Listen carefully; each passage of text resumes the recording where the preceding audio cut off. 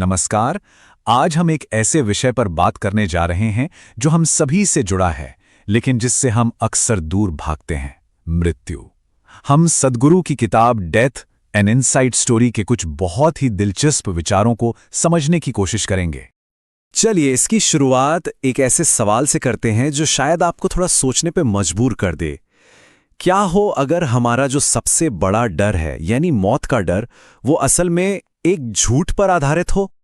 हम में से ज्यादातर लोग मौत को एक दुखद अंत के तौर पर ही देखते हैं, लेकिन सद्गुरु की ये किताब इस पूरी सोच को ही चुनौती देती है।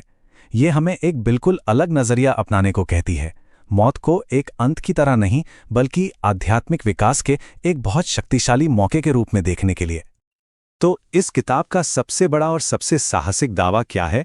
चलिए इस क्रांतिकारी विचार को थोड़ा और गहराई से समझते हैं कि मृत्यु शायद वो है ही नहीं जो हम आज तक सोचते आए हैं। देखिए, सद्गुरु का मूल तर्क ये है, मृत्यु को परम झूठ माना जाता है, यह हमारी अज्ञानता से पैदा होती है। दूसरे शब्दों में कहें तो मौत का हमारा जो अनुभव है वो असल नहीं है, बल्कि यह जीवन की सच्चाई के बारे में हमारी अधूरी समझ का नतीजा है। तो अगर मौत एक झूठ है तो इससे हमें क्या फर्क पड़ना चाहिए?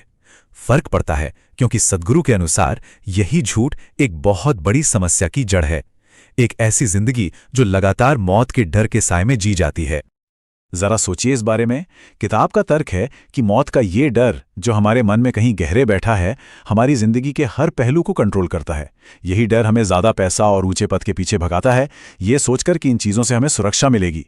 ये हमारे समाज के नियम कायदे बनाता है, और यहां तक कि हमारी गहरी से गहरी प्रार्थनाएं भी अक्सर इसी डर से निकलती हैं।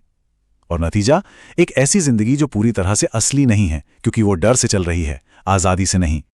किताब में एक बहुत ही पावरफुल इमेज का इस्तेमाल किया गया है। कल्पना कीजिए कि आप लगातार अपनी ही परछाई से भाग रहे हैं। अब जितना तेज दौड़ते हैं वो उतनी ही तेजी से आपके पीछे आती है।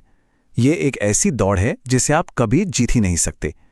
सद्गुरु के लिए मौत का विचार बिल्कुल उसी परछाई की तरह है। तो इस कभी ना खत्म होने वाली दौड़ की कीमत क्या है? बहुत बड़ी है। ये डर हमें जिंदगी के असली सार को महसूस ही नहीं करने देता। हम हर पल की खूबसूरती और खुशी को महसूस करने से चूक जाते हैं, क्योंकि हम भविष्य के एक ऐसे अंत से बचने में लगे हैं जो शायद असल में है ही नहीं। तो अगर डर से भागना कोई हल नहीं है, तो फिर क्या है? किताब एक बिल्कुल नया नजरिया सामने रखती है। चलिए उस बुनियादी बदलाव को देखते हैं जो ये किताब सुझाती है। जहां पर पारंपरिक सोच और सद्गुरु के सोच में एक साफ अंतर दिखता है। हम में से ज्यादातर लोग मौत को एक आखिरी डरावने अंत की तरह देखते हैं, लेकिन सद्गुरु इसे बिल्कुल अलग ढंग से देखते हैं, एक बदलाव की तरह, एक भ्रम की तरह। ये जिंदगी की दुश्मन नहीं, बल्कि उसका एक जरूरी और अटूट हिस्सा है। इस नए नजरिए के केंद्र में एक बहुत जरूरी विचार है कि हम सिर्फ हमारा ये भौतिक शरीर नहीं है, हमारे अंदर एक जीवन ऊर्जा है, एक चेतना या जीवन शक्ति जो शरीर से अलग है।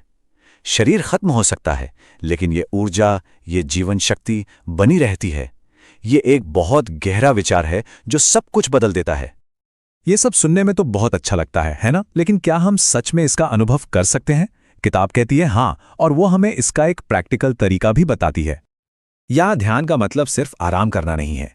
इसे मौत की सच्चाई को जानने के लिए एक सचेत और अपनी इच्छा से किया जाने वाला अभ्यास बताया गया है।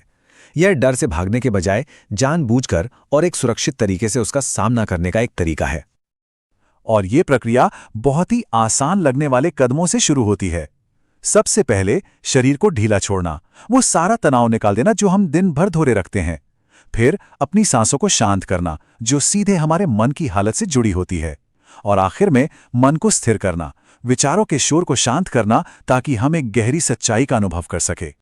इस अभ्यास का असली मकसद इस अनुभव तक पहुंचना है, यह महसूस करना कि आप अपने इस भौतिक शरीर से कहीं ज्यादा हैं।